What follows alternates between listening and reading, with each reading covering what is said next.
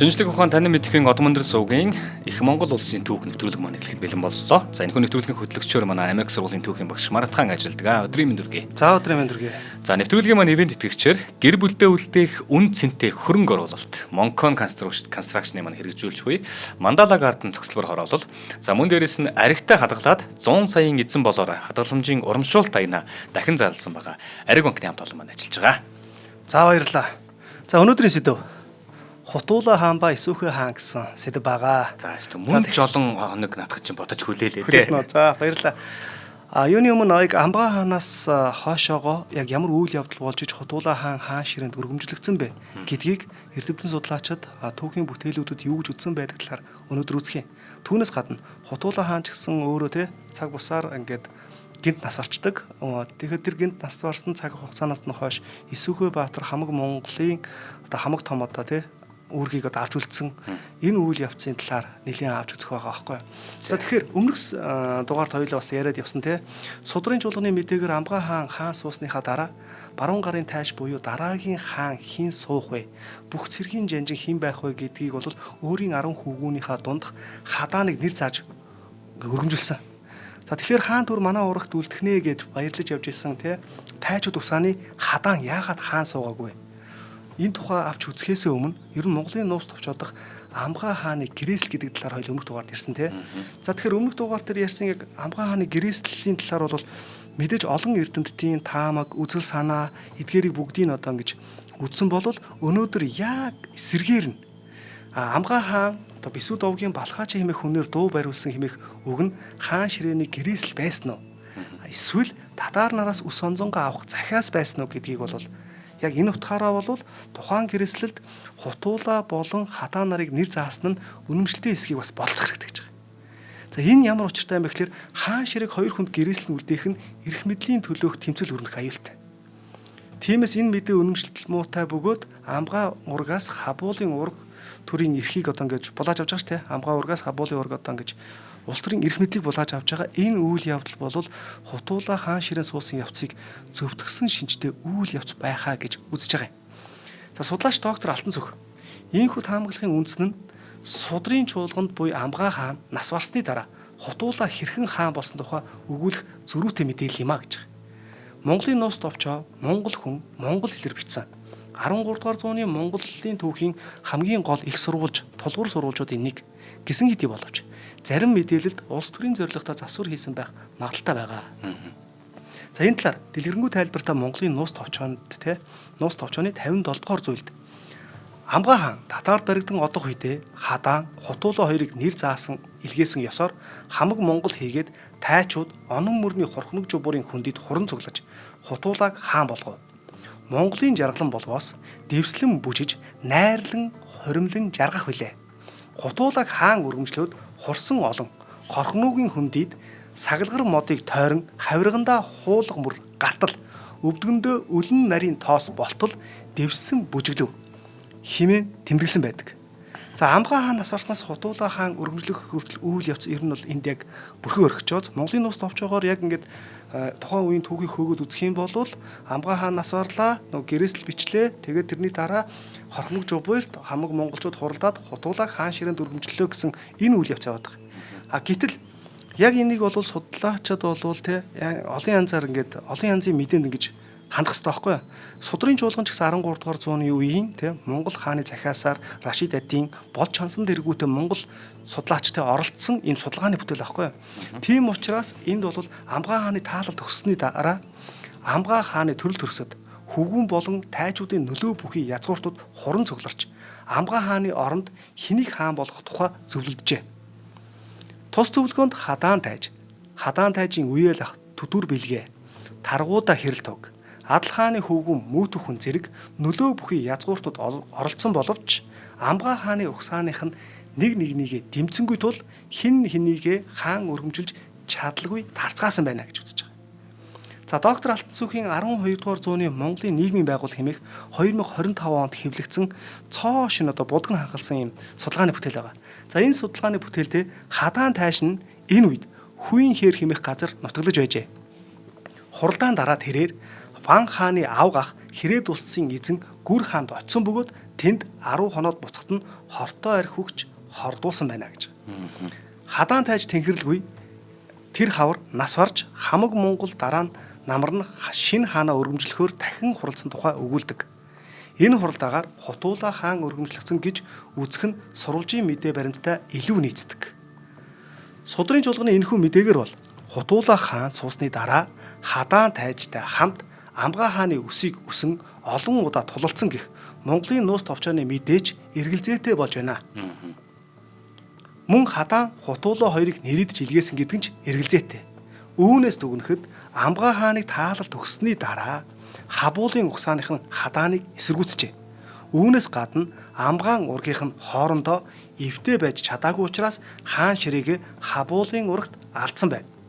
Уг ноёдын хуралдаа дээр хүүдээ мэрэгний цэцний хэлсэн үг байгаа. За энэ хүн болвол яг тухайн үеийн тэр байдлыг шүүмжилж хэлсэн үг байгаа байхгүй юу? За тэрээр та Амгаа хааны 10 хүүгүүд авир цан тань муу албад харцас болох та.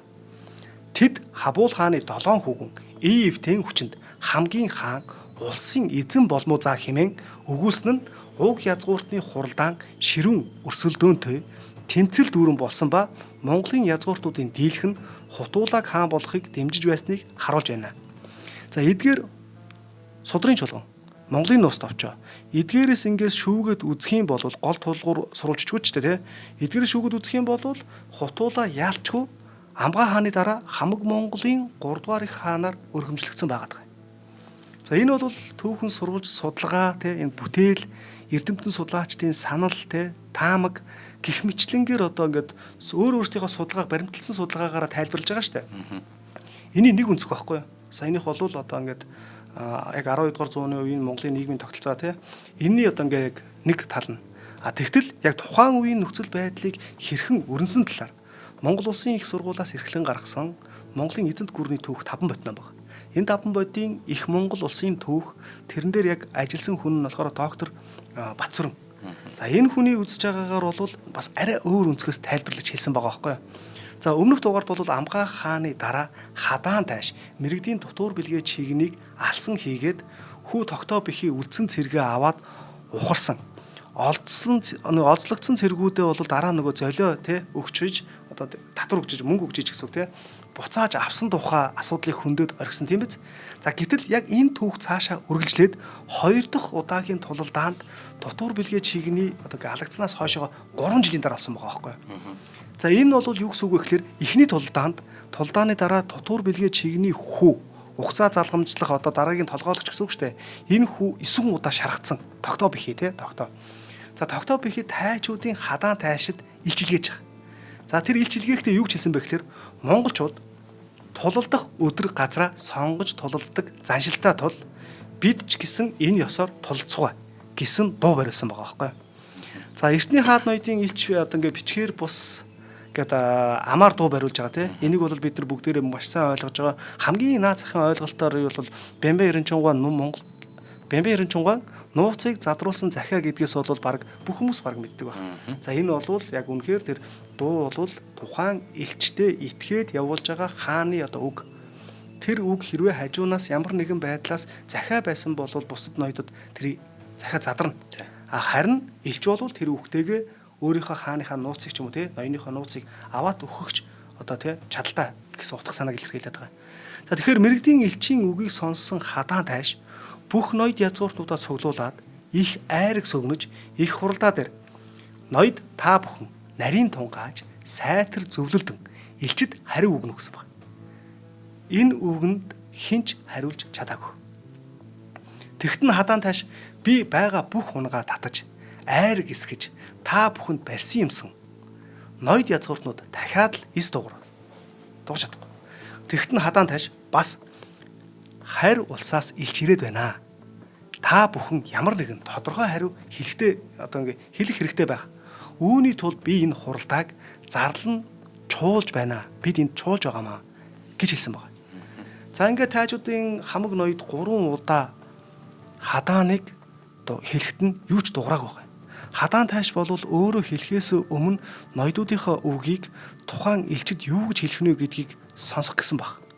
Бусад ноёд ч гэсэн удирдахч хадаа нь юм хэлээгүй байхад бид урдуур нь орж юм хэлэх хинбэ гэж бодсон талч байгаа бах. Гэхдээ мэдээж нэр заасан та бүхэн юу гэж бодож ин санал бодлороо хэлээрэй гэхэд нь хинч юу ч хэлээгүй байгаа байхгүй. За үүний дараа болвол яасан бэ гэхэлэр хадаан тааш мэрэгдийн элчид хандаж хэлж байгаа байхгүй. За би их хуралдаа зарлаад тэ хүнтэй ноёдоо урайд ингээд хуралдаанд тэ ингээ хариу ингэж хэлээрэй гэсэн боловч хинч хариулт хэлсэнгүй. Тиймээс илч та хариу үгүй. Хариугүй тэ буцууга гэсэнд түүний одоо нөгөө нэг тухайн яг байгаа тэр хуралд байгаа хүмүүсийн зарим нэг годолцоод эхлэн шүү дээ тэ. За яг энэ үед нь бол түүний авгах Гадал хаан хадаан тааш чи өөрөө яагаад хариу өгөхгүй бидэнд ил хэргийг даалгаж байгаа юм бэ гэж асууж байгаа. Яг энэ үгэн дээр нь дүрэлээд түүний дараа уруудын баардаа цэцэн гэдэг хүн хадаан таашийг хурц үгээр дайрч шүмжилсэн байгаа байхгүй. За энэ үгд нь тэ шүмжлүүлсэн хадаан тааш одоо ингээд тэ хадаан тааш бол ингээд бүх хүмүүсийн үгийг сонсч штэ. Ингээд сонссныхаа дараа тогтоо бэхид дайсууга гэд одоо илчилж байгаа байхгүй. Чи эцгийн өшийг авахыг хүсэж буйч чи өшөөгөө авч чадах нь юу л бол. Учир нь миний зүүн гарт Куркутас гэж байгаа. За энэ Куркутас гэдэг газар нь болохоор одоогийн Хинти аймгийн Биндрийн овоо буюу Аршаан хаадыг хэлж байгаа.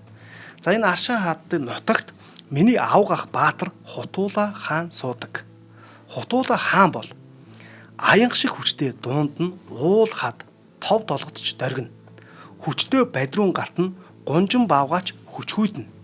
Хүчилж уулгалан тулаанд орвоос гол мөрөн цалгиж учруулсан шархнаас нь болж дайчдын ихүүдийн одоо нулимс болон халаглан уйлах дуу сонсогдно хадагдана гэж байгаа байхгүй.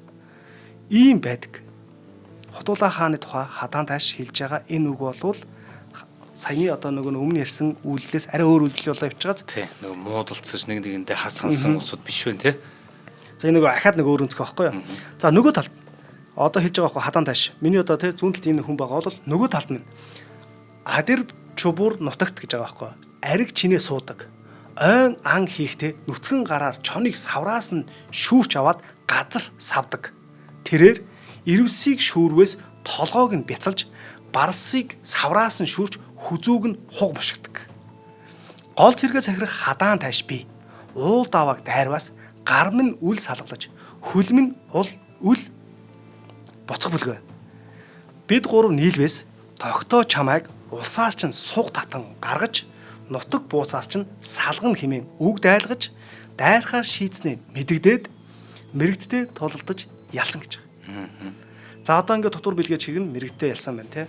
За дотор бэлгээ чигний хүү үш онзонгоо авах гэсэн тогтоо бэхий тэр тулгаанд 7 шарх олж өмнө нь 9 шарх олсон те. Олж баруун гарын цэргээ авч сэлэн гуруудан зүгтаахад араас нь нэхэн хөөсөн боловч нутаг усны байршил өтгөн ой модонд яахаа сайн мэдж байсан тогтоо бэхийг гүйцсэнгүй. Харин энэ тулалдаанд монголчууд мэрэгдийн гол төв зүүн гарын цэргийг олзолж харжээ гэж байгаа. За тэгэхээр нөгөө золионы цэргүүдээр буцааж өгсөн бөгөөд ахаад тэр золиод өгсөн тэр цэргүүд ахаад олзлоод авчиж байгаа сте тий. За энэ хүү үйл явдлыг бол судлаачид барагцаалбал 1160 эсвэл 1158 оны орчин болсон гэж үздэг. За энэ мэтлэнгээр Амгай хааны дараа хаан ширийн төлөө өрсөлдөөн босно уу? Эсвэл эс болсон уу хэмээх хоёр өөр түүхийн баримт байгаа нь ер нь бол яг алийг нь чухам үнэн гэдгийг бол эрхэм сонсогч та бас өөрөө дотроо тунгаах хэрэгтэй л гэсэн үзэл санаа хэлээд байгаа юм тий. За ямар тач хамаг Монголын хаан ширээ улс төрийн эрх барих хүчин Хабуул хааны урагт ирж Хутуула хаанд шилжсэн бүлгөө. Энэ нь хэдий хамаг Монголын Хабуул хааны удамд хаан ширээ шилжин ирсэн ч тайчуудын Амгай хааны өр удам хаан ширээний төлөх өрсөлдөөнд цаашид оролцох үйл явдлыг зогсоогоогүй гэдгийг санах хэрэгтэй. Хадаан тайшин хэлсэн шиг Хутуула хаан бол аянга шиг хүчтэй дуунд нь уул хаад дов толгод дөрөхөр хүчрхэг нэгэн байсан бололтой гэж үзэж байгаа. За хоёулаа хамтран ажиллагчаа танилцуулгаа. За тэгээ. Нэвтрүүлгийн маань энэ удаагийн дугаарын ивент тэгчээр гэр бүлдээ үлдээх үн цэнтэй хөрөнгө оруулалт. Монкон Construction-ы барьж байгуулж буй Mandala Garden цогцлбор хороолол. За барихаас гадна байгуулна гэдэг шүү дээ. Би яагаад байгуулж байгаа юм гэхэлэр одоо Улаанбаатар хотын шинэ суурьшлийн бүсг нэлгэж байгаа Ярамгийн Ацтын амлалтаа 24 блок баригдахаар төлөвлөгдөн хэрэгжиж байгаа. Одоо эн чин баригдаад хэр удаж байгаа вэ? Ер нь бол Mandala Garden гэдэг энэ ихэнх хүмүүс сонсцсон байх шүү тийм Mandala Garden гэдэг. Тэгээ эднийх яаж ийн гэхэлэр төслийнхөө хамгийн гол онцлогийг ерөөсөө байгаль болон хотын амьдралыг ухаалгаар хослуулна гэсэн төлөвлөгөөтэй. Өөрөөр хэлэх юм бол хотод ингээд завгүй хөл хөдөлгөөнтэй амьдралд гэр бүлэрээ ингээд ажиллаад хөдөлмөлөө сураал ингээд ингэж хагаад гэр орондоо очихт нь яг гоё тайван аюулгүй чанартай амьдралын дээр шийдлүүдийг тэнд нь хийгээд өгсөн байна. Яаж юм гэхээр 2400 м2 тоглоомын талбай хүүхдэд зориулсан. Тэгээд нийт одоо энэ төслийнхөө одоо газар шүү дээ 65% нь буюу 6500 м2-т нь ногоон байгууламж барьж байгуулсан. Хотгон дотроо явган хүний зам, явган хүний гүүрэн байгууламжтай томьёо сургууль болон цэцэрлэг үйлчлэгээний төвүүд гэх мэтчлэн тэр гэр бүлд тарай гэр бүлд чинь хэрэгтэй бүхнийг нэг доорн цогцлооцсон. За тэгээд нөгөө аюулгүй орчин, тайван орчин гэдэг тийм концепттэй гэсэн үг тийм. Яг одоо нүүж ороход бэлэн болон удахгүй ашиглалтанд орж байгаа орон сууцнуудаа захиалга авч байгаа. Хэрв та тухтай, чанартай, нэгдсэн төлөвлөлтөй орон сууц хайж байгаа бол 75 8000 утсаар холбогдсон дэлгэрэнгүй мэдээлэл аваарай. 75 8000. За одоо байрлал нь гэх юм бол одоо борлуулалтын офис нь Mandala Garden дээр байрладаг. Ярмаг Ацтын аманд байгаа шүү. За ингээд барилгын салбарт 19 жил үйл ажиллагаа явуулж байгаа Monкон Construction-ы хэрэгжүүлж буй Mandala Garden цогцлбор хороолол бид бүхнийг ивентэд ажиллаж байна. За гана би чамаас нэг зүйлийг ахаад асуух гэсэн. Хоёул бол бас түүх ярьж байгаа юм чинь хүн бол ингээд хоёр янзын юм хилчлээ шүү дээ би сая. За ингээд хадаан тайш бол хаан ширээнд л өрсөлдсөн юм байна. Эсвэл өрсөлдөөгүй мэн гэсэн хоёр янзын таам гарч иж байгаас тээ. Яг аль нь гэж бодож байна нэр нь. Би бол зүгээр хүлэн зөвшөөрсөн байх л гэж бодож байна. Хүлэн зөвшөөрсөн байхаа гэж. Тийм хоёр дахь хэлбэр нь баг. Ер нь тэгээд сүүлд гарч байгаа хэсэг дээр те миний аваг ах бол энд байгаа. Миний нөгөө талд энэ байгаа. Бид гурав ингээд нийлэх юм бол танахыг ингэнэ гэж штэ те. Тэгэхээр тэр бүснүүдийг бол ив наримталтай байсан л юм сонсогдож байна надад бол.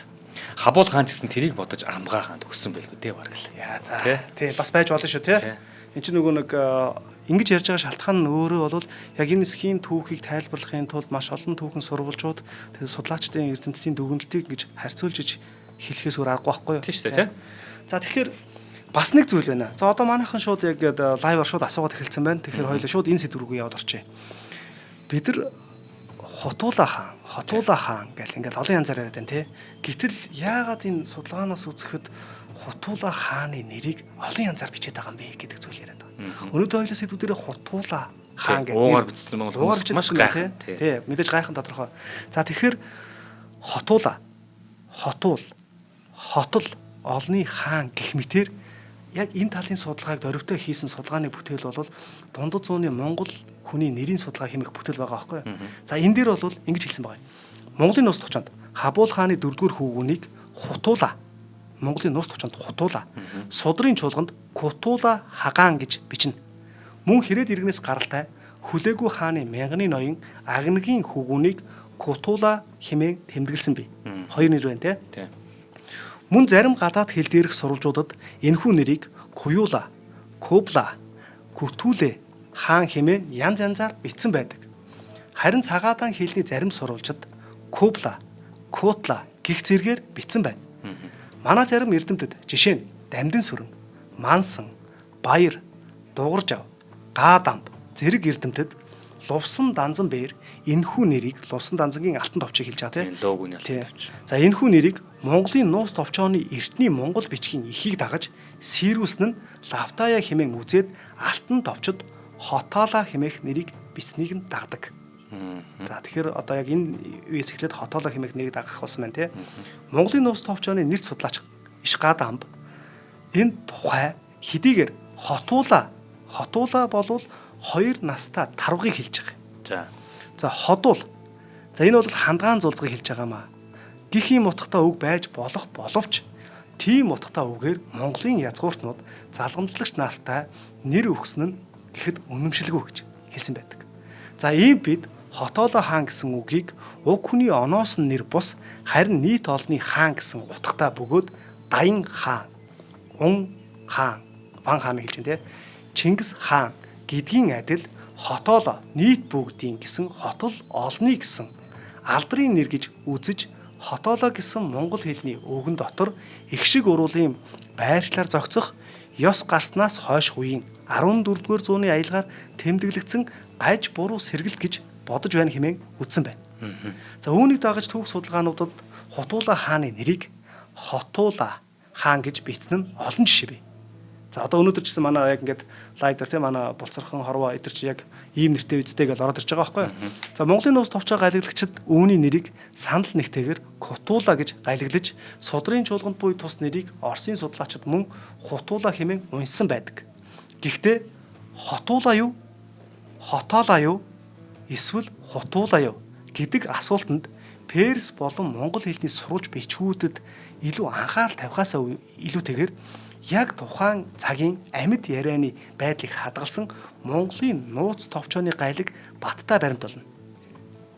Уг сурвалжид Хотуула хаан те Хотуула хаан за гэж бичсэн болвол саяны тэр хотол олны хаан гэдэг үгтэй адилхан Готала Хотоола гэсэн үг нь Монголын нууц товчооны 105, 109, 111, 195, 254-р зүйлүүдэд хотол улсыг хоосон болтол уулгалъя. Хотлыг жаргааваас хоолоодоо үл тордё гэх мэтээр гарсан байдаг. Тиймээс Хотуула нэрийг тодорхой олны заасан Хотоолоо хэмээх үгтэй холбох аргагүй юм а гэж үзсэн байна. За гэвч Монголын нууц товчооны нэрийн судалгааг нэлээд дөрвтэй судалгаа хийсэн хүмүүс байгаа те. Повхо бол тус нэрийг Монголын нууц товчооны Хотуула, Хотоолоо хоёр бол адил хэмээгээд Хотоолоо хэмээх нь бүрэн бүтэн гэсэн утгатай гэж байгаа. За Пелио амбис нар бол бид энэ нэрийн талаар бол гарлыг нь үнэхээр мэдэхгүй байна. Худ буюу нөхрийн аав гэсэн Васильевыг дахаас өөр аргагүй гэж байгаа байхгүй. Гэхдээ манж хэлний Күрүүлэ гэх тэ одоо Хотуула хоорондоо бол ямар нэгэн байдлаар юм холбоогүй байж магадгүй гэж үзсэн байгаа. За харин Рипатский тус нэрийг бол Куду язгуурын нэг гэж үзнэ нь үнэн зүйд нийцнэ гэж байгаа байхгүй. За бид тус нэрийг одоо яг саяны нэрний судалгаа хийсэн судлаачид хэлж штэ. Бид бол тус нэрийг хутаг үлзий, эрэх заяа гэсэн утгатай Гууту язгуур дээр хачуула, өгөөлэ, баруула гэх мэт олон нэрийн төгсгөл залгасан нэрээс тэмдэг нэр бүтээх лаа даагуур залгаж бүтсэн гэж үзлээ. Өөрөөр хэлбэл хамаг Монголын 3 дугаар хааны зөв нэр бол Хотуула байх боломжтой бөгөөд хутагт үлзий, хутагт эрэх, хутагт заяа, эрэх заяа гэсэн утгатай. За үүнийг батлах өмнөх үеийн түүхч байдаг. Модон Шаньяу, Хүнүгийн Модон Шаньяу нийтийн тооллын өмнөх 176 онд оны одоо ингээд хан улсын Хуандд бичсэн захиандаа Дээд тэнгэрээс заяат Хүнүгийн их Шаньяу хэмээн бичсэн байдаг бол Дээд тэнгэрээс заяат гэдэг энэ үгийн талаар үеийн судлаачид өөрийн судалгааны таамаг саналаа дэвшүүлсэн нь Дээд тэнгэрийн эрэх заяа гэдэгтээ агаар нэгэн байгаа юм. Саяны энэ хэлж байгаа үгтэй адилхан байгаа байхгүй юу? Мөн Хүнүгийн түүхэнд Шаньюгийн ураг нь Левантын овг, улс нь түүнийг Ченли Гууту гэж нэрлэнэ. Хятадаар бол Шанью нь өргөн уудам гэсэн үг. Энэ нь тэнгэр шиг уудам Шанью гинэ. Дээрх мэдээнд бичсэн Гууту нь хут, хутуг, үлзий заяа гэсэн үг бөгөөд энэ үг нь Монголын эртний төр тусуудын үед тасралтгүй явсаар 12-аас 13 дугаар зууны үед Хууту буюу Хотуула хааны нэрд тусгалаа олсон байж болох юм а. Хүнүгийн ёс ертөнцийг үзэх үзлэр Хүнүгийн их Шанью буюу Тэнгэр хаан Тэнгэр хаан ширээнд суулгадаг гэсэн үзэл санааг Хүнүн нарт байсан нь ойлгогддог. Тэнгэрээс хаан суух эрэх заяа буюу хут, хутуг, хүртэгчийг Тэнгэр ивэн хүч нэмэгдүүлснээр их суурин суулгадаг гэсэн санаа Монголын нууц товчооны мөнх тэнгэрт ивээгдэж хэрээ дургныг доройтулж өндөр цолонд хүрв. Тэнгэр газар илдэж Тэмүүжнийг улсын эзэн болтгоо хэмээн улс тээж авч айсвэ гэсэн мэдээнүүд бий. За энэ үзэл санааг Хүнүн нар өөрийн хэлэндээ Ченли Гууту Шанью хэмээн томьёосонтой адил Хотуула хааны нэрийн утга нь Дээд тэнгэрээс өгсөн тусгай эрэх заяа гэдэгт одоо ингээд ойлгож болж байгаа байхгүй. Энэ бол ер нь тусгай эрэх заяа гэдэг л ойлголт болж таарад байгаа. Тийм учраас Гууту язгуур нь тухайн үеийн Монгол хүний нэрийн одоо ингээ яг 12 дугаар зууны Монгол хүмүүсийн нэр байгаа шүү дээ. Монголын нууц товчоо шүүгүүд үзэх. Маш олон нэрүүд байгаа тийм. Энэ нэрүүдэд тусгай эрх заяа бүхий утгатай хуутууту, хутуугтай, хутуула, хутуулуг гэсэн нэрээр илүү их таарлаж байна гэж. За тэгэхээр энэ бол ер нь бол хутуула хэмээх нэр нь бол дээд тэнгэрээс ямарваа нэгэн юм далдын эрчим хүч юм эсвэл эрх заяаг хүртсэн гэсэн утга санааг илэрхийлж байгаа нэр гэдэг тал дээр бол одоо судлаачид зарим нэгэн санаа төвшүүлсэн байдаг. Би бас яг энэ саналыг дэмждэг байхгүй юу? Хутуула гэдэг нэр бол зөв гэдэг тал дээр байдаг гэсэн. За эргээд нэг түүхэн үйл явдал руу орох уу. Сая нэрийг нэлээд удаан тайлбарлачлаа тий. За хадаан тааш. Хутуула хаан үргэлжлэхдээс өмнө хорлогдож нас барсан уу? Эсвэл Хутуула хаантай ойролцоо таалал өгсөн үү гэдэг маргаантай асуудлыг бол ерөн зөв нэлд орхиж. Их Монгол улсын түүх хэмээх судалгааны бүтээлд бол түүнийг хэрхэн өнгөрснийг авч үзье. За. Одоо тэгэхээр Хутуула хаан чи яг хэдэн онд хаан сууж байгаа вэ? 1000. Хутуула хаан одоо яг 1158 он орчим байх боломжтой байхгүй юу? Тэ. Амгаа хааныг нас барсан гэхээр чинь тийм байна. За тэгэхээр одоо энд бас нэг зүйл яригадад явах. Тэгэхээр монголчууд хурах онны бэлчээр хорхног жубуурт хуралдаж Хутуулаг хамаг Монголын хаан ширээнд өргөмжилсөн. Хорхног жубуур бол монголчуудын хуралдаа явуулдаг эрхэм чухал газар байсан. За хамаг Монголын төрийн эрхийг атгах болсон хоёр залуу удирдагч Хутуула хаан, Хадаан тайш нар Амгаа хааны гэрээс дагуу Алтан улс түүний гар хүл болоод байгаа татаараас хэрхэн үс сонзонгаа авах арга ирж эхлээд холбоотондоо болохыг зоржээ. Хадаан тааш мэрэгдийн дотор бэлгээ чигэнд санал тавьсан. Дээр дүрцэн үйл явдлаар тэр нь эсэргээрээ монголчуудад дайн хийж 3 жилийн хугацаанд 2 удаа дайн хийснийг нь сая түрүүнд дурдчихлаа тий. За энэ батлагдж байгаа. За Монгол ухсааны хөрш улс одоо ингээ Монгол ухсааны тэгсэн мөртлөө ийм хөрш улс гэсэн үг шүү дээ. Мэрэгд чинь өөрөө тийм биз? Хамаг Монголын хөрш мэрэгд гэдэг утгаараа ойлгол. За ийм улстай нэгдээд хүчрхэг цэргээр хүчээ бэхжүүлэн гэсэн ийм Амгаа хаан, Хадаан тайш хоёрын бодлого бол бүтгэгдсэн байгаа байхгүй. Гэтэл яг энэ үед завшаан болж Алтан улсын зүүн хойд хөлийг сахин сууж байсан Кедаанчууд буюу Хятадчууд бослого дэгдээсэн. Алтан улсыг эсэргүүцэн тэмцэн Хятад нарын бослого 1161-ээс 1162 он хүртэл жил гар үргэлжилсэн бөгөөд сүүлийн тулдаанд хүчин мөхсдөж ялагдсанаар ботор сарнизсан. Хятадчууд бол одоо ингээд бас нэг босоод үтсэн байж тээ. За Хятад нарын бослогын удирдагч нь бол энд тэнд амьд зулбаж тээ одоо ингэж явсаар байгаа зогтож явсаар хагаад яг 12 оны 10 сард баригдаж алагдсан байгаа байхгүй юу. За яг энэ үед охин бархаг Амгаа хаан нарын үсийг санаж явсан Монголын язгууртнууд Хятадны бослогыг далиндуулж Алтан улсад туслаж байсан татар нарыг араас нь довтлсон. Тэдний хүч хавсрахыг Хятадны бослогноор ер нь тэдний хүч хавсрахыг бол Хятадны одоо босгч нар ч гэсэн хүссэн, гуйсан те харилцаа холбоотой байсан байж магадгүй гэсэн бас таамагуд яваад Алтан улсын эсрэг тийм ээ. За сурвалжид тэдний тухай Хутуула хаан болоод Хадаан тааш хоёул татар улсад морилв.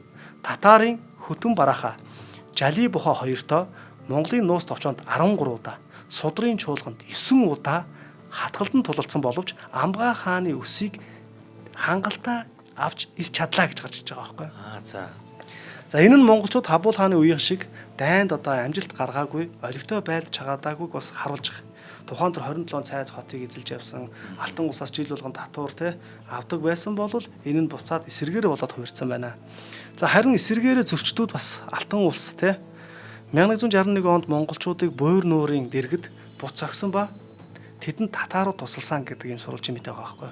За энэ дайнд Хутуула, Хадаан тайш нарын Монголын томоохон эрх баригч нартай хамт оролцсон Хабул хааны ач хүү Исүүхэ Баатар татарын Тэмүүжин үгээ Хори буха гэсэн хоёр язгууртныг олзолсон гэж байгаа. За одоо Монголын нууц товчоонд Чингис хааныг төрөж байхад яг тэр үед бол Исүүхэ Баатар татаруудтай дайн хийгээд сая Жали буха Тэмүүжин үгээ хоёрыг олзолж ирсэн тэр үед Тэмүүжин төрдгөө гэж гарч ирж байгаа.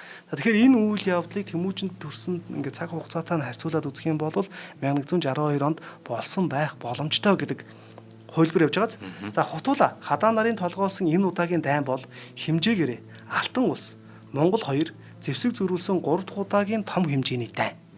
Мэдээж тухайн үед хамгийн анх бол 1122 онд Хятад тусалж Хятадны хаан Тайнзод тусалж амийг нь хамгаалсан дараа нь цэргээр тусалсан хонь эжний хонь өгсөн гих мэтлэнгээр тусалж исэн хамаг монголчууд. Дараагийнх нь болохоор 1135-аас 1147 оны хооронд Хабул хааны удирдсан цэрэг Алтан улсын хааны цэрэгтэй тулалдсан тийм биз. За энэ бол мэдээж тухайн үед бол хамаг монгол эрх орноо одоо тусгаар тогтнолоо хамгаалж байлдсан. Тэр бүхэл тухайн үед яг Төв Аз дотор бол Алтан улс хамаг монгол улс гэсэн хоёр улс бол баг эрэгдэх шаардж исэн энэ санаа хэлээд байгаа. За тэгээд дараагийн 3 дахь нь болохоор энэ байгаа байхгүй юу? За Алтан улсын холбоотон татарыг довтсны дараах Хутуула хаан Хадаан тайш нарын үйл ажиллагааны тухай мэдээ ховор. Хутуула Хадаан нар тун ойролцоо таалалд өгсөжээ. Хутуула хаан яаж таалалд өгсөн нь мэдэгдэхгүй. Хадаан тайш дээрх шалтгаанаар хорлогдож нас баржээ гэсэн. За тэгэхээр энэ ямар учиртай юм бэ гэхлээр за саяны Монгол Улсын их сургуулийн саяны их Монгол улс гэсэн түүх байгаа шүү дээ. Энэ дээр бол яг ингэж үздсэн байгаа байхгүй. Энэ нь бол саяны Хутуула Хадаан тайш хоёр бол нэгэн хэсэг зэрэг явсан гэсэн утга санаа хэлээд байна, тий. За тэдний хэдэн он таалд өгснгийг бол багцаалах мэдээ байхгүй ч татартаа 1161-ээс 62 оны хооронд тулалцдыг баримжаалах юм бол 1163-аас 1168 оны хооронд Хутуула Хадаан тайш хоёр нас баржээ гэсэн таамаг төвшүүлж болохоор байгаа. За хамаг Монголын нөлөө бүхий ноёдын тодорхой хэмжээнд зангидж чадж байсан Хутуула хааны дараа Хабул Амгаан удмаас хинэн хаан болох вэ? Хинэн тайш болох вэ гэсэн асуулт өөрийн ирэхгүй ургаж гарчиж байгаа. За Хутууланаас орчлаа тий. За Амгаан удмын язгууртууд бусдаас давуулаг, хүчрхэг, олуула байсан. Тэдгээр ноёд Хадаан тайшийн нас барсан жилийн намран цугдарч хуралцсан ч хэнийг ч сонгож чадаагүй байна. Тэр хуралд Амгаан Ахмад хүү Адал хааны таргуудаа хэрэлдэг. Хадаан тайшийн хүү Туута буюу Төөдө Тодон гэрдэ гэдэг гарч ирдэг тий. Түүний үеэл тутуур бэлгээ. Гэх мэт тайжуудын ихэс дээдс оролцсон юм. Хайд ухаан байш шонхор буюу өөрөөр хэлбэл байшин шонхор гэл нэг гарч ирдэг тий. Байшин шонхор догшин гэл. Домбинаас эцний цагт улам чамбаарч Хабул Амгаа Хутуула хааны үед Төв Азийн хэмжээний улс болсон хамаг Монголын төр инхүү Хутуула Хадаан нарын таалд өгснөөр хямралд өрцөн гэж. За хоёул хамтран хэлж ярьж идэх үү? Тэгээд хоёул үргэлжлүүлээ. Ямар ч одоо улам сонирхолтой болоод л байна та. За нэвтрүүлгийн маань ивент тэтгэгчээр Ариг банкны хамт олон маань ажиллаж байгаа. За бизнес таатай байна. Ариг банк тийм ээ. За Ариг банк маань 100 саяын эзэн болох хадгаламжийн урамшуулт аяныг зарлалцсан байгаа. Яаж 100 саяын эзэн болох юм бэ гэхлээр та аригтай хадгалцгаал гэдэг. Танд өөрт чинь өнөөдөр 100 сая төгрөг байж болно, 200 сая төгрөг байж болно, тэрнээс дээш хэмжээний мөнгө байж болно. А энэ мөнгийг гэртээ байлгаал яснаас те эсвэл одоо ингээд өрн таран хийчих гээд хэцүүхэн байх юм бол ийм хугацаатай хадгаламжинд байршуулчих юм бол танд маш өндөр хүү өгье гэдэг байгаа байхгүй. Одоо жишээлбэл 2 жилийн хугацаатай хадгаламжаа нээчих юм бол тэгээд тэндээ ийм тогтмол орлогоо нэмдэг ийм хуваартай болоод энэ дүрм зөвшөөрөөд ингээд нийлэх юм бол жилийн 16.5% хүү. Нэг жилээр энэ гэрээгээ байгуулад хадгаламжаа нийлэх юм бол 15.5% хүү жилд бодож өгөх нь байна. За тэгэхээр хадгаламжаа нээл гэж байгаа тийм. Нийлэхээс гадна хадгаламжиндаа орлого нэмж байгаа 50,000 төгрөг тутамд нэг суглааны ирэх бодогдож явна. За тэгэхээр суглааг яадаг юм гэхэлэр сар болгон ингээд юу явуулдаг? Урамшуул тийм суглааны хөтөлбөр явуулдаг Ариг банкныхаа пэйжээр ч юм уу тийм. Тэнгууд одоо 100 сая урамшуулд оролцсон байгаа тэр хадгаламжинд орцсон байгаа хүмүүс маань энэ сар маратхан жишээлбэл тийм 200 сая төгрөг хийсэн байна. 4 суглааны эрэхтэй. Ганц их болохоор нэг 100 сая төгрөг хийсэн байна. 2 суглааны эрэхтэй гэд байж идэл одоо бид хоёрын хооронд жишээлбэл ингээд суглааны юм явагдах нь л. Тэгээд хоёуланч байгаа суглааны дугааруудаас сүүлийн 4 орнд таарсан бол хоёул 50,000 төгрөг тус бүртээ авна. Бүр сүүлийнх нь орн илүү таарсан тийм тохиолдол байх юм бол тэн дээр одоо 5 харилцагч гэж гарч ирээ. 5 харилцагчтай 500,000 төгрөг өгөх юм байна. Бүр 3 харилцагчтай бүр 1 сая төгрөгийн ийм ирэх өгөх. Тэр нь одоо 6 дахь хооронд 7 дахь хооронд таарад явдаг ч юм уу тий. Хамгийн супер гэх юм бол хосоороо гадаад даялах эрхийг нэг харилцагчд өгдөг. Энэ бол сар болгон явагдаж байгаа урамшууллынх нь одоо та Ариг банкнд хадгаламжаа хийлгэснээрээ зүгээр байжгаад энэ мөнгүүдийг азтан болоод авах боломжтой. Зүгээр байжгаад бүр азтай байх юм бол хосоороо аялалд явах боломжтой.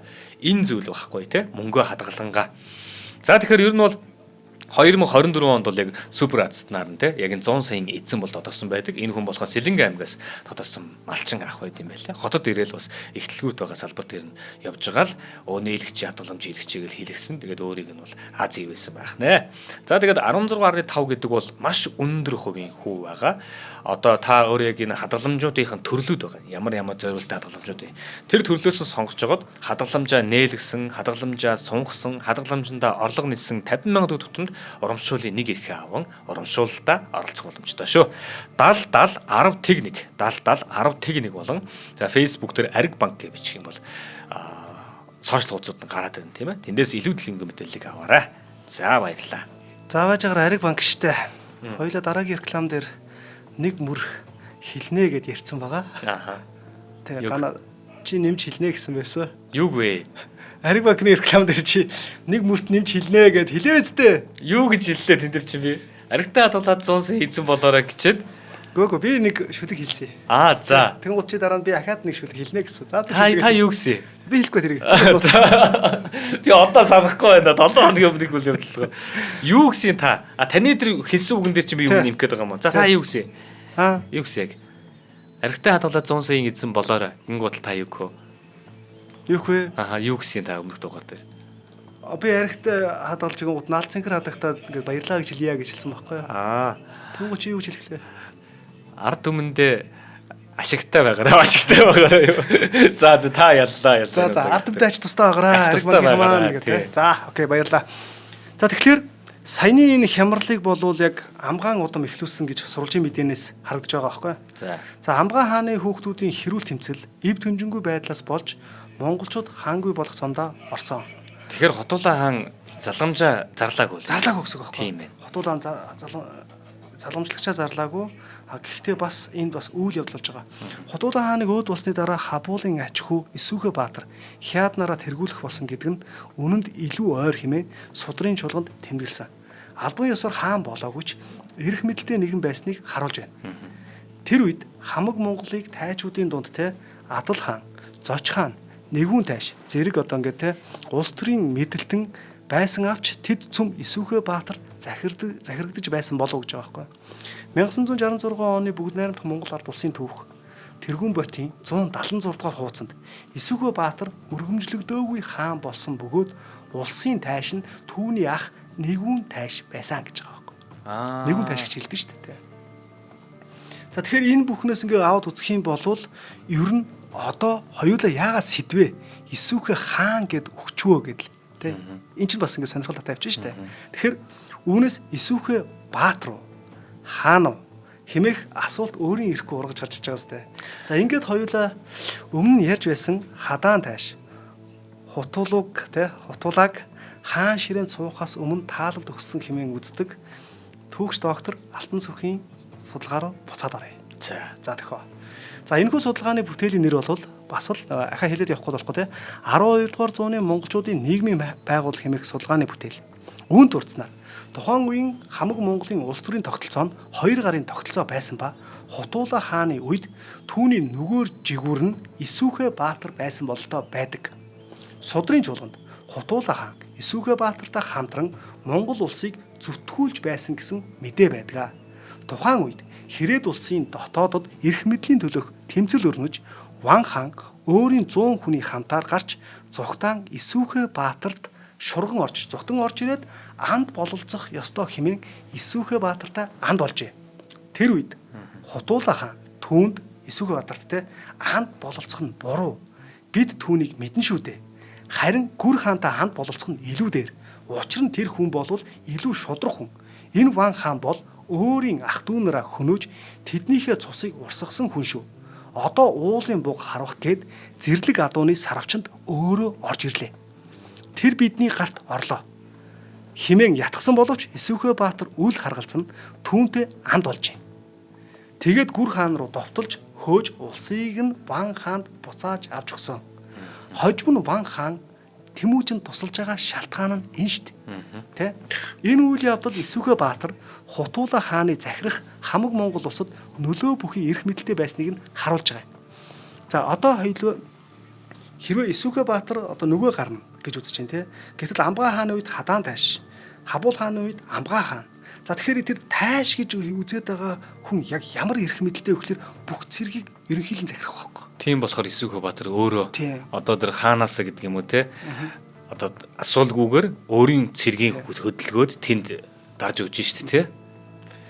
За гэвч одоо Хутуула хаан дараагийн хааныг сонгож эсвэл өөрийнхөө залгамжлах тайжийг өргөмжлөж амжаагүй байсаар нас барсан байгаа байхгүй. Нас барсан гэж. За Исүхбаатар бол тайжж өргөмжлөгдөөгүй мөртлөө нөгөө гар нь байсан гэж үздэг байгаа байхгүй.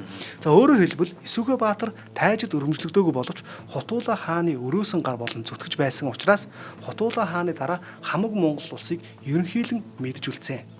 Судрын чуулганд байх энэ мэдээ нь ямар ч эргэлзээгүй Хутуула хаан таалал төгссөний дараа Чингис хааны эцэг ба Барданбаатарын хүү Исүхбаатар хааны энэ үүргийг гүйцэтгсэн хэмээн онцлон тэмдэглэсэн билээ.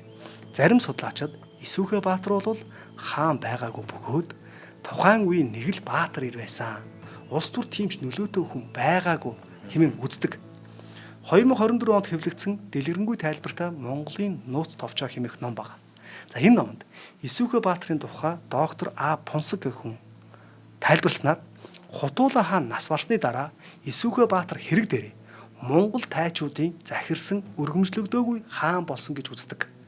Үүнийг түүхэнд сайн эцгийчин хураасан улс гэж хэлдэг бөгөөд ялангуяа 1162 онд татар иргэнийг байлдаж тэдний тэргүүлэгч Тэмүүжин үгээ Хори Бухаа нарыг баривчлсан үйл явдал нь Исүхбаатарын алдар нэр ихээр Мандув хэмээсэн байна. За одоо доктор Алтан сөх. Монголын нууц товчоог нууц товчооныг сайтар шүүрдэн үзэх юм бол түүнийг 11 удаа хан, нэг удаа хаан хэмээн бичсэнийг зохиомжийн өргөмжлөл гэж тайлбарладагч гэвч гэрхаа ажиглах юм бол Монголын нууц товчоонд Исүхбаатар хаан байсан талаар хэд хэдэн мэдээ баримт байна. За үүнд бол за яг би нэг зөв нэгтгэд яваад утсан байна. Нэгдүгürt түүний захирч байсан улсыг хураагдсан улс гэдэг. Хураагдсан улс гэдэг нь Исүхбаатар захирагдсан улс гэдэг утгыг илэрхийлнэ. Хоёрт Исүхбаатарын орд өргөнд хамаг Монголын туг хадгалагдаж байсан. Исүхбаатарыг нас барсны дараа тайчууд ах дүү нар нь үндсэн одоо Тэмүүжинг бэлсүү хоцорсон өөлөн үжинтэй ингээд ер нь гэр бүлийнхэндээ орхиод нүгөөд явдаг ингээд нүгөөд явах яг энэ үед нь болвол тэр тугаа авч яваад тугаа өөлөн үжин туг авч явдаг гэстэй. За энэ туг бол юу гэсэн үг вэ гэхлээр яг хамаг Монголын төрийнх нь сүлд нь Исүхбаатарын гэрт байсан гэдэг энэ үгийг хэлж байгаа байхгүй юу. Энд Монголын нууц товчонд бол өөлөн өөрийн биеэр тоглож буюу тугаа өргөн зарим иргэдийг буцааж авчирсан гэж гарч иж байгаа. За тайчуудын тоодоо гэрдээ тоодоо гэж гарч ирдэг тий. За би энэ нэрийг хэлэхээр жоохон инеч гэдэг тийм. Ягаад гэхээр нэг Чингис хаан гэх кинод шүү дээ. Тэрэн дээр айгу марзан дүрээр гарч ирдэг болохоор инеч гэдэг шүү. За тайчуудын тоодоогийн хэлсэн нэг үг байгаа. Тэр бол Монголын нууц товчоонд бас алдартай үг байхгүй юу. Цээлийн ус ширгүү, цэгийн чулуу хагруу гэдгийг наран саран зэрэг тусаж одоо тангараг үргэж тахилаг хийдэг байсан нуур ширгэж үгүй боллоо. Цагаан чулуунд нэрийг нь сэлж хаан өргөмжилсэн эзэн үгүй боллоо гэсэн утга хэмээн бас нэг судлаач тайлбарласан байдаг. За 1189 онд хар зүрхний хөхнөр дөрөвдүгээр шүү заяа. 1189 онд хар зүрхний хөхнөрт Тэмүүжнийг хамаг Монголын хаан өргөмжлөгдөхөд алтан үргийн нөлөө бүхий ноёд алтан Учир сачаа бихи тайчунаар эдгээр чинь жинхэнэ алт ургийн нөлөө бүхий ноёд штэ. Эдгээр ноёдуудыг одоо ингээд та хаан суу гэд хэлж яхад буцаад Тэмүүжин дээр ирэхдээ тэр хүмүүсийн хэлсэн үг нь юу гэж байсан бэ гэхээр Исүхэ хааны хөвгүн учир чи хаан бол гэж хэлсэн байгаа байхгүй юу. Тэгэхээр энэ үгнээс хаан байсан байх гэдэг нь тий. Энэ бол бас л нэг ингээд баримтууд яриад штэ хоёлаа. За тавт нь Чингис хаан Жамуух 2 далан байлжуудын тулааны дараа Жамуухаас бүлэг ус салж ирсэнд онны шугуудыг хоримлох болдог тий. За ингээ хоримлох үед бол шихүр гэдэг хондогч байдаг байхгүй. За тэр хондогч бол Хабул хааны удам хотог зүрхийн их хатан дунд хатан хоёрын одоо ингээ урд нь ингээ эхлээд төрүүлээд гэсэн үг байхгүй. За хоёр хатан байгаад тэр хоёрын хатны гуравд хатан баг хатан байхгүй. Тэр баг хатан Эбэхэ гэдэг хатанд нь төрүүлээд хундагтай ирэх гэсэн байхгүй. За тэгэн гут нь тэр нөгөө нэг хорижин хугуурчин гэдэг хоёр хатан нь шүү дээ тий. Шихүүрийг зодсон байгаа юм. За тэнгуү тэр шихүүр ингээ уртуугаар ингээ уйлж хэлэхтэй болохоор Исүхэ Баатар нэгүн тайш хоёрыг нас барснаас хойш ийхүү жанжигдах болоо гэж байгаа байхгүй. Би бол жанжигдахаар хүн бол биш байсан гэдэг. Хаан тайш хоёрт үйлчлдэг байсан гэсэн утга санаа хэлээд штэ. Тэгэхээр энэ бол хамаг Монгол улсын төрийг нэгэн цагт Исүхэ Баатар нэгүн тайшнаар мэдэн байсныг илэрхийлж байгаа. За 6-т нь хамгийн чухал нь Монголын нуус товчоонд тий бүр ингээ Монголын нуус товчоог бүрэн сайн шүүгүүд үзэх юм бол Исүхэ гэж нэр 8 удаа гардаг. Исүхэ Баатар гэж 12 удаа. Исүхэ хан гэж 11 удаа. Исүхэ хагаан гэж 1 удаа тэмдэглэгдсэн байдаг аахгүй.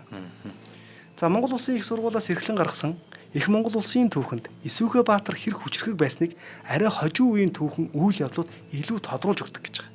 За энэ бол юу гэсэн үг вэ гэхээр залуу Тэмүүжин эхнэр бүртээ үжингээ мэрэгдэд булаагдахад Хэрээдийн Тойрол хаан болон Жадрааны Жамух нараас те андаасаа тусламж хүсдэг.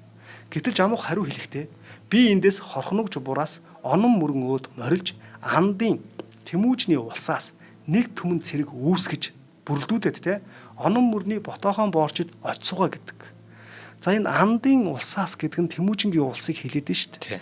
Гэтэл яг энэ үед Тэмүүжин бол улс захирах бидний хэл баг ингээд ер нь бол сул дорой байсан үе юм шүү дээ тий. Дөнгөж бүртөө үжнийг авчихсан байсан. Түмэн зэрэг 8 шарга адууга дөнгөж олж ирсэн тий. Тэрнээс гадна тэр бүрийн эрэг гэдэг газар одоо нутгалж байгаа шүү дээ. За энэ хугацаа хэлж байгаа байхгүй юу? За тэгэхээр энэ юу гэсэн үг вэ гэхээр бүрийн эрэгт бүртөө үжингээ алдсан. Тэгээ араас нь явах гэхээр Мэргэд аймгийг дийлэхгүй гэдэг чинь бас л хүч султааг хэлээд нь шүү дээ. Гэтэл энэ цаанаа юу гэсэн үг вэ гэхээр Жамуухын энэ үгээр бол үнэн хэрэгтээ хуучин Исүхэ Баатрын захирж байсан ард иргэдийг заасан байж магадгүй гэж байгаа байхгүй. Тий. За тэгээ энэ мэтлэнгээр үзэх юм бол тухайн үед хамаг Монголын тий задрал ихэлсэн байсан бөгөөд харин эдгээрийг нийтд нь Исүхэ гэж зангидж байсан байгаа байхгүй. Зангидж байсан. Тэгэхээр яг ингээд судлаачдын хэлээд байгаагаар бол Исүхэ бол өргөмжлөгдөөгүй хаан мэт байсан гэдгийг л хэлээд байгаа. Исүхэ хаан гэдэг тий. За энэ мэтлэнгээр ингээд ярих юм бол ер нь бол яг Исүхэ Баатрын үед бол хамаг Монголын тэр одоо ингээд том нэгдэл гэдэг зүйл тий өөрөө маш том бүлгүүдэд хуваагдчихж байгаа байхгүй. Исүхэ Баатар байсан учраас л бусд нь ерөөсөө юу ч хэлэхгүй өг дуугүй захирагдчихсан байх магадaltaй очоод байгаа. За тэгээ энэ бол хизээ нэгэн цагт зад өсрөх байсан. Тэр зад өсрөх үйл явц нь Исүхэ Баатрын үхэл байхгүй. Тий. Тэгэл тайжууд орхиод явдаг гэж байна тий. За тэгээд энэ хүрээд Хутуула хаан ба Исүхэ хаан гэсэн энэ удаагийн дугаар сайнта муутаага нийлээд савд үрчийн даах. Тэ? Би нэг ганц юм асуугаад хэ. За. Тэр нөгөө Амбга хаан өнгөрч байгаа шүү дээ тий. За тэгээд Хотуула эргээ сууж байна. Нөгөө нэг бүр өмнөх дугаар дээр яжсанаар бол тий одоо ах トゥ хоёр ээлжлээд өөр өөрсдийн овгоор захирахж байгаа юм шиг тий. Одоо би жишээлбэл зүүн гар нь хаан байлахад баруун гар нь араас нь тайд залгаж байгаад араас нь хаан болдог. Тэгэн гол Амбга хаан өнгөрөөд за Хотуула гэдэг дүрмийнхаа дагуу хаан боллоо гэж бодъё тий Хотуула хаан. Гэсэн чинь Хотуула хаан болох өөрийнхөө тайжаар одоо хадааны тавьчих байгаа байхгүй. Гэтэл тайж нь өнгөрцөн. Өөрөөс нь дүүлээд өнгөрцөн. Тэгэн гутал зөрөө дараагийн хаан хэн байх вэ гэхээр Амбга талаас дахиад хаан тавих гэхээр байхгүй. Тэгэн гутал нь Исүхэгийг татаж авчираад тайстад тавьсан байж болохоор байгаа байхгүй тий. Тэгж жагаад гэтээ яг нөгөө нэг өнгөрчих юм бол дараагийнх нь хаан болно гэдэг ойлгомжтой шүү дээ. Тэгээд өнгөрцөн. Тэгээд тэр үеийн нөгөө нэг энэ нийгмийн жоо ороо бусгай цаг үед тий. Одоо тайжууд гэдэг юм ингээ хоорондоо алига хаан болох гэдэг хэрдлээсээ жоохон дургу болцсон байсан үе дээр. Тэгээд өргөмжлөөгүй гэсэндээ ер нь бол дараагийн хаан Исүхэ гэдгийг бүгд л мэдчихсэн юм шиг юм санагдал зөргөзөглөө гэж байна. Зөв. Саяны тэр яг түүхэн үйл явдлууд дээр бас надад зүгээр яг би бол түүх бодох хүн тий, дүгнэх хүн тий, бас ингээд эргцүүлж бодох миний бодлоор гэж хэлэх хүн биш л дээ. Гэхдээ ер нь зүгээр ингээд олон ингээд түүхэн номнуудыг, түүхэн сурвалжуудыг тий ингээд хараад ингээд харьцуулаад ингээд үзэхээр бол ер нь Хотуула хадаан тайш нарын донд хаан ширээний өрсөлдөөн болсон юм шиг санагддаг. Тийм үү. Яг одоо сая чиний эсрэг хэсэг байгаа байхгүй тий. Ер нь яг ийм хоёр өнцгөл яваад байгаа тий. За ингээд өнөөдрийн нэвтрүүлэг маань энэ хүрээд өндөрлөж байна. За нэвтрүүлгийн маань ивент итгэгчээр гэр бүлдээ үлдээх үн цэнтэй хөрөнгө оруулалт дүрээтэй 19 жилийн турш байлгын салбарт үйл ажиллагаагаа явуулж байгаа Монкон Construction-ы Мандала Гарден цогцлбор хороолол болон аригтай хадгалаад 100 саяын эзэн болороо хадгаламжийн урамшуулт аянаа зарласан байгаа. Ариг банкны хамт олон маань ажиллаа. За ингээд дараагийн дугаараар уулзъя. Баярлалаа. За баярлалаа. Таалан болгоосон та бүхэнд баярлалаа. Нэвтрүүлгийг хүлээн авсан Нарны аймгийн монголчуудаа баярлалаа. Од мөндөр сувг нь энэ мэдчлэн таны мэдхүйн мянган нэвтрүүлгийг 2026 оны 7 сарын 1 хүртэл та бүхэндээ хүргэх юм. Их хэлээрээ шинжлэх ухаан танин мэдхүйг түгээхийн үлсэд нэгтгэх хүсвэл та бидэнд хандив өгөх боломжтой. Жилдээ ганцхан удаа 100,000 төгрөгөөр биднийг дэмжснээр шинжлэх ухаан танин мэдхүйг түгээх энэ үйл хэрэг амжилттай үргэлжлэх юм. Од мөндөр нэр дээрх Худал агшлын банкны дансага 4191 тэг 4518. Та 100,000 төгрөгөөр шилжүүлэхдээ гүйлгээний утга дээр нь өөрийн нэр болон утасны дугаараа заавал бичээрэй. 100,000 төгрөг хандалснаар Од мөндөр сувгийн алтан гишүүн болох юм а. Шинжлэх ухаан, танин мэдхгүй Монголд ялах болтугай.